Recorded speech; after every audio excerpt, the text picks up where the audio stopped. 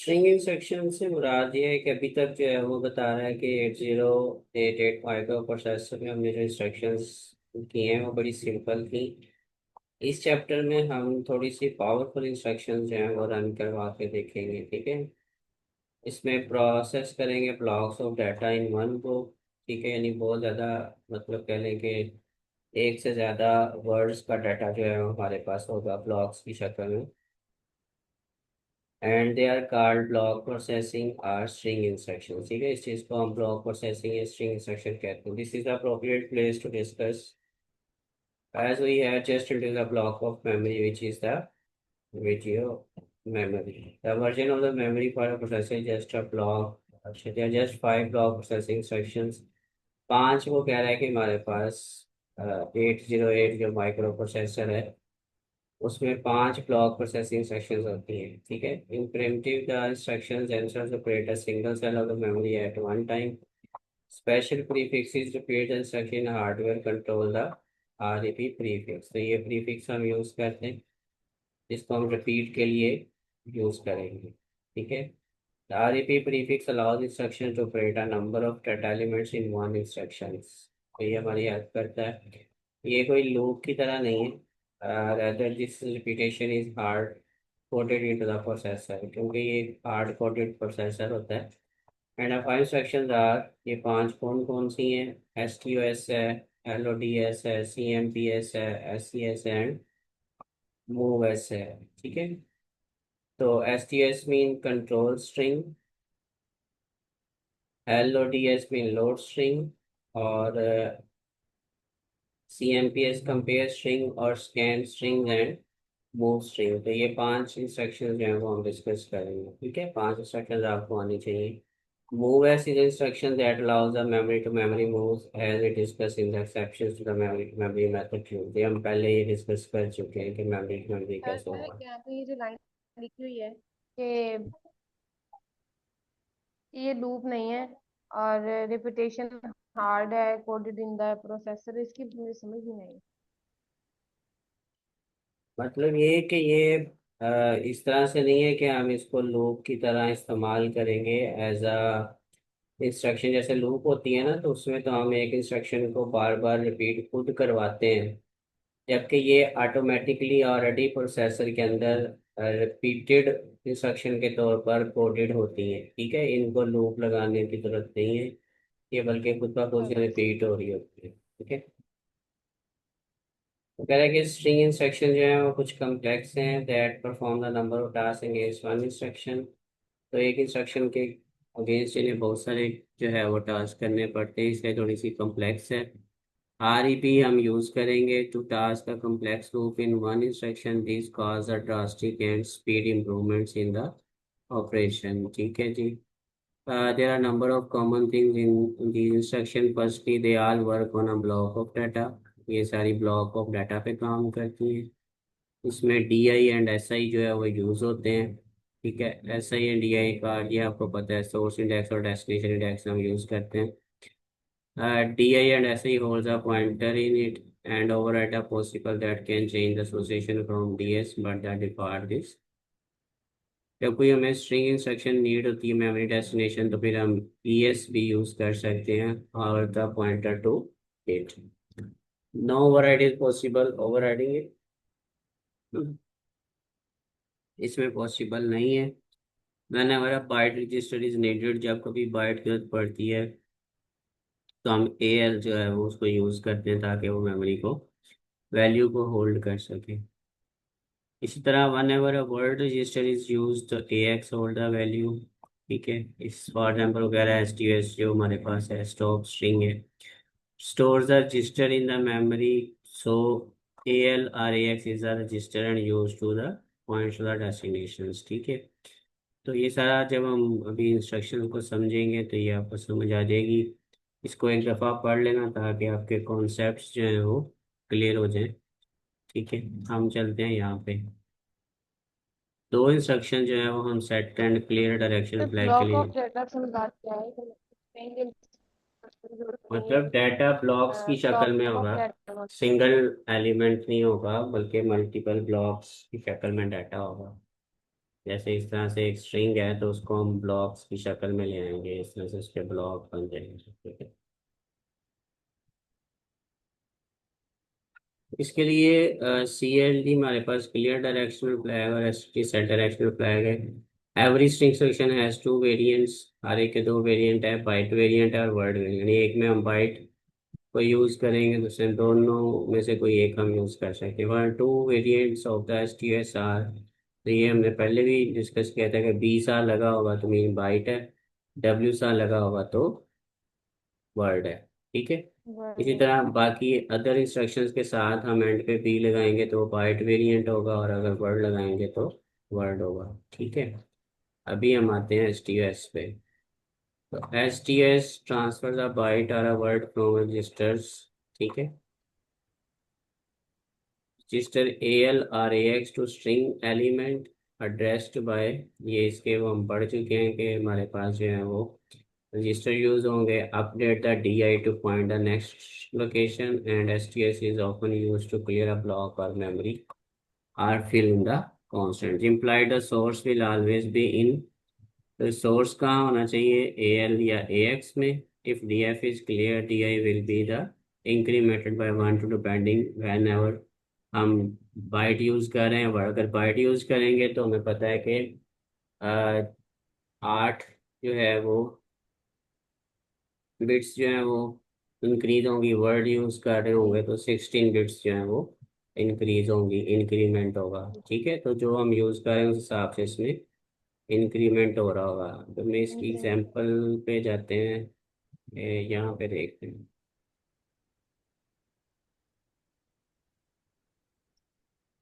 ये देखिए STS की एग्जांपल, ठीक है।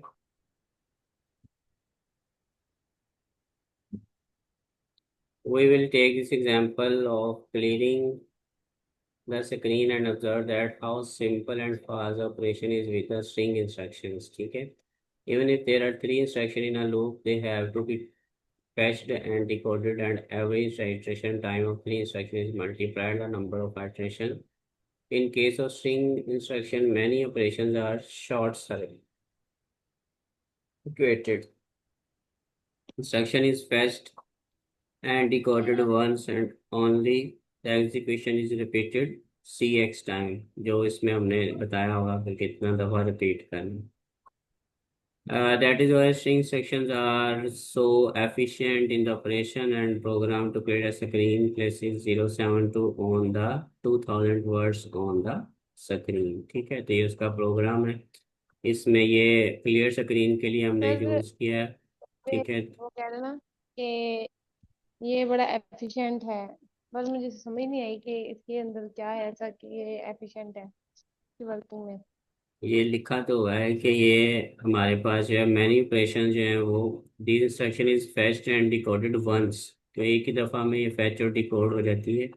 And only the execution is repeated CX hmm. Time, ठीक है। तो ये इस वजह से एफिशिएंट है कि इसमें टाइम बच जाता है, फेच और डिकोड ये एक साथ ही हो जाती है। दैट इज वाई वो कह रहा है कि ये एफिशिएंट है। जी तो ये जी। अब स्टार्ट कर रहे हैं हम सब routine to clear the screen. ये क्लियर स्क्रीन करने के लिए हम पुश करते हैं सारा, ठीक है, ये हमने पहले डिस्कस किया हुआ है। उसके बाद मूव करेंगे, ठीक है, EX DI to loop left column. इसी तरह ये मूव करने के लिए नंबर ऑफ स्क्रीन लोकेशंस कहाँ कहाँ पे हमें मूव करना है, ठीक है। उसके बाद ये हम यूज़ कर रहे हैं इंक्रीमेंट, ऑटो इंक्रीमेंट के लिए, और ये हम REP यूज़ कर रहे हैं, ठीक है।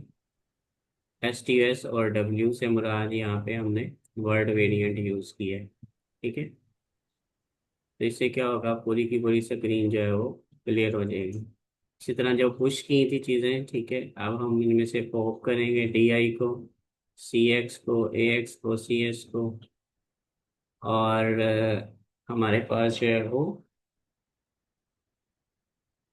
कॉल द क्लियर स्क्रीन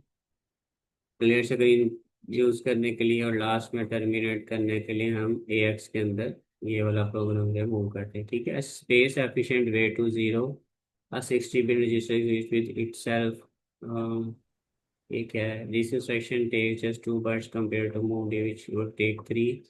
इसे स्टैंडर्ड वे टू 0 और 16, तो जिस 16 बिट रजिस्टर को 0 अगर हमने करना है तो ये उसका तरीका उन्होंने बताया हुआ है। ठीक है, उसके बाद ये आप उसको रन करके देखिएगा उसमें जाके। ठीक है, उसके बाद हमारे पास आती है LODS, loads instructions. Sir 16 bit के रजिस्टर को जीरो मतलब इससे क्या मुराद है कि जीरो करना है? मतलब उसको खाली करना है, उसका कंटेंट खत्म करना है, उसको इनिशियलाइज करना है 0 के साथ। जी। LODS, loads transfers the byte or a word from the source locations। ठीक है, ये हम यूज करते हैं कि हम जो है वो सोर्स लोकेशन से DSR SI2 ALRAX and update SI2 print the next location. ठीक है, load is generally use in a loop and not with the rep. तो लोड्स इंस्ट्रक्शन को हम लूप के साथ यूज करते हैं, REP के साथ नहीं करते। ठीक है, since the value previously loaded in the register is overwritten and if the instruction is repeated and only the last value of the block remains in the registers, तो ओवरराइट हो जाता है अगर पहले से जो है वो हमारे पास लिखा हुआ हो। तो इसका भी प्रोग्राम यहाँ पे मौजूद होगा नीचे, ये रही इसकी example. Use of loads with REP is not meaningful, कह रहे हैं कि हम REP के साथ नहीं यूज कर सकते as only the last value loaded with remain in the register. It is normally used in a loop paired with the STS instruction to the same block processing you load to pick the data। Data को pick करते हैं to do the processing and then STS to put it back or at some other place। तो इसको वापस किसी और जगह पे या उसी जगह पे जो है वो हम प्लेस करते हैं। For example in string printing will use loads to read a character. हम लोड क्यों यूज करेंगे? करेक्टर को रीड करने के लिए। attach the attribute to byte, so it use the STS to write it into the video memory। For example, print a string using the, तो ये string को print करने के लिए हम यूज कर रहे हैं program. hello world sir printing इसमें using लिखा the है कि strings। Video memory. अरे, वीडियो मेमोरी से क्या मुराद है? ये use store to write it on the video memory. Video memory मतलब कौन सी मेमोरी होगी? हम ये प्रोग्राम बना रहे हैं वीडियो के लिए। ठीक है, वीडियो के अंदर अगर हमें स्ट्रिंग को प्रिंट करना है तो ये उस हवाले से बात कर रहे हैं। ये ऊपर भी जो प्रोग्राम था ये वीडियो के लिए ही था। ठीक है, वीडियो के अंदर हम अगर कोई स्ट्रिंग प्रिंट करना चाह रहे हैं तो ये उसका प्रोग्राम।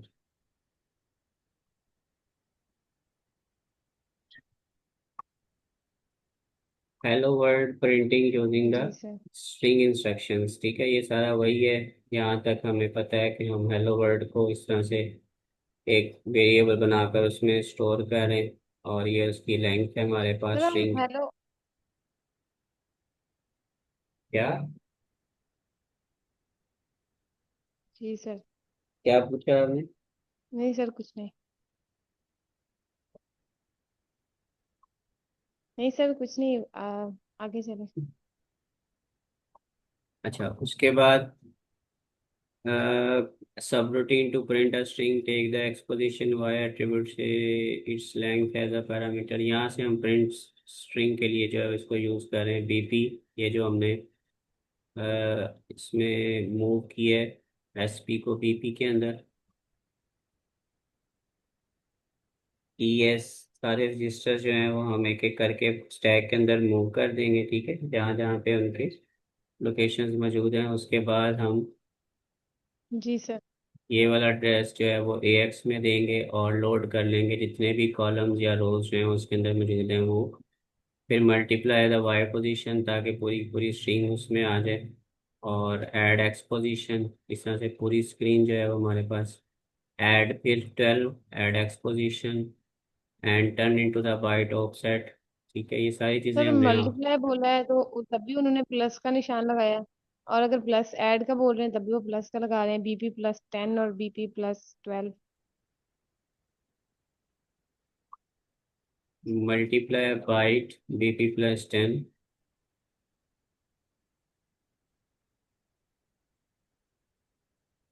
ये बेसिकली मल्टीप्लाई हम करें इस लोकेशन पे, यानी BP+10 पे जो भी चीज़ होगी उसको मल्टीप्लाई करें, ठीक है। ये आपस में मल्टीप्लाई नहीं हो रहे, ना ये निशान मल्टीप्लाई करता है, ये तो बेसिकली ऑफसेट है ना उसका, +10 जो है, ठीक है। BP पे हमारा कंटेंट है और +10 उसका जी ऑफसेट है, ये उसकी पोजीशन है बेसिकली, इसको मल्टीप्लाई नहीं कर रहे हम, ठीक है? ठीक है। हम्म। उसके बाद इसी तरह से हम रिक्वायर्ड लोकेशन जो है वो हम यहाँ पे पॉइंट करें, और पॉइंट SI टू स्ट्रिंग, जो भी हमारी स्ट्रिंग है वो हम SI में मूव कर देंगे। इसी तरह लोड द लेंथ, और उसकी लेंथ कितनी है वो हम CX में मूव कर देंगे, ठीक है। एट्रीब्यूट जो है वो हम AH में मूव कर देंगे, और उसके बाद ये जो है वो ऑटो इंक्रीमेंट हम यहाँ पे लगा देंगे, ठीक है। उसके बाद ये बाइट के लिए और ये वर्ड के लिए लोड हम इसको करें next are in the auto airlands. Increment क्यों लगाते हैं? ऑटो इंक्रीमेंट इसलिए लगाते हैं कि हमारे पास जो है वो एक इंस्ट्रक्शन के बाद जब दूसरी चलनी है तो वो ऑटोमेटिकली उसको नेक्स्ट एड्रेस पे जो है मूव करवा देती है। जी ठीक है।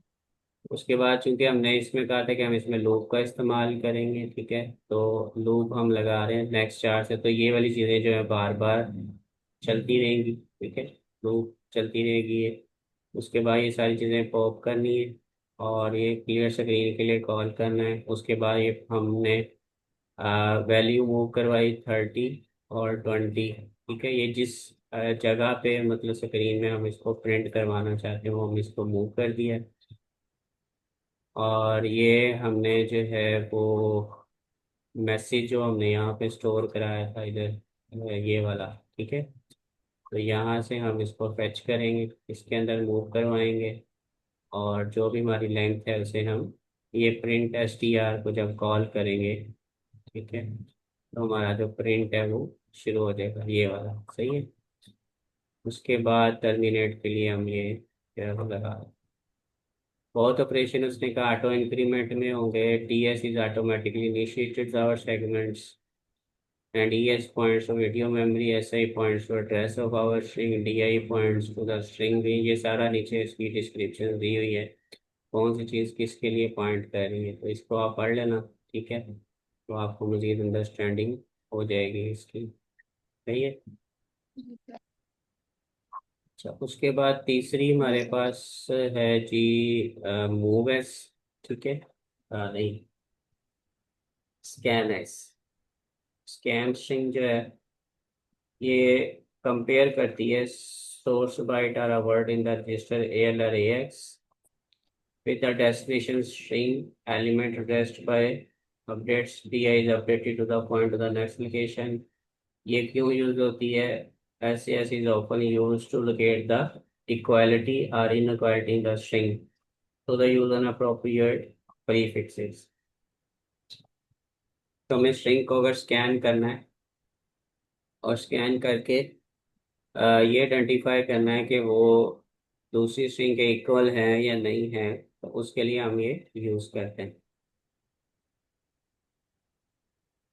एस की this different from the other instruction, ये थोड़ी सी डिफरेंट होती है, this is more like the compare, ठीक है। तो देखिए वो कंपेयर वाला ही काम कर रही है CMP, ये कंपेयर इंस्ट्रक्शन की तरह होती है। It does the subtraction of its operand, ठीक है। तो हमने कंपेयर इंस्ट्रक्शन पढ़ी थी जिसमें जब हम कंपेयर करते हैं तो हम एक एड्रेस, एक ऑपरेंड को दूसरे ऑपरेंड में से सब्ट्रैक्ट करते हैं, और अगर उसका आंसर जो है वो 0 आता है तो हम कहते हैं कि इक्वल है, अगर नहीं आता तो हम कहते हैं इक्वल नहीं है। The prefix is repeat while equal, ठीक है, and repeat while not equal, तो ये हम इसके लिए यूज करेंगे REPE और REPNE, ठीक है। तो अगर वो इक्वल होगा तो रिपीट करेगा, और अगर नहीं होगा तो रिपीट ना होने पे रिपीट करेगा, और ये रिपीट होने पे, इक्वल होने पे रिपीट करेगा, ठीक है। Use this instruction is ठीक used to है। locate the byte in the AL in the block of the memory when the first equality or inequality encountered। जब पहली दफा equality या inequality आएगी, both have uses, for example instruction can be used to search for for a zero in a null terminated string. तो हम इसको use कर सकते हैं अगर हमें किसी स्ट्रिंग के अंदर, नल टर्मिनेटेड स्ट्रिंग के अंदर जीरो ढूंढना है, to calculate the length of the string, ताकि हम उस स्ट्रिंग की लेंथ को काउंट कर सकें कितनी है।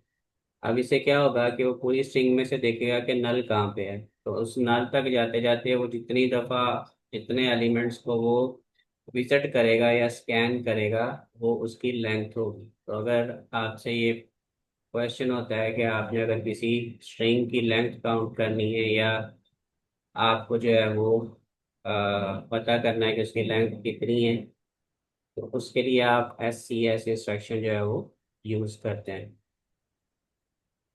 इन this form REPNE will be use to repeat while the null is not there. ठीक है, तो हम ये वाली करेंगे। ये क्या होगा, जब तक वो REPNE यानी रिपीट करता रहेगा, जब तक हमें क्या नहीं मिलेगा, नल नहीं मिलेगा। तो नल नहीं मिलेगा तब तक हम उसको विजिट करते रहेंगे। इस तरह से हम फाइंड आउट कर लेंगे। ठीक है, इसका भी नीचे एग्जांपल दिया होगा, ये रहा।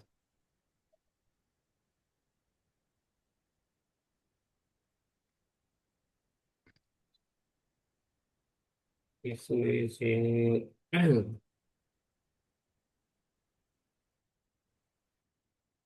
तो हेलो वर्ल्ड वाला ही सारा है, बस इसमें हम साथ में क्या कर रहे हैं कि नल टर्मिनेटिंग भी उसमें ऐड कर दिया, ताकि हमें पता चल जाए कि उसका एंड कहाँ पे हो रहा है। ठीक है, तो उसके लिए देखो, ये हमें इस तरह से हमने बनाया, एक उसमें जीरो भी ऐड कर दिया। ठीक है, बाकी सारा काम वही है जो हम ऑलरेडी डिस्कस कर चुके हैं। उसके बाद हमारे पास है जी फोर्थ इंस्ट्रक्शन है,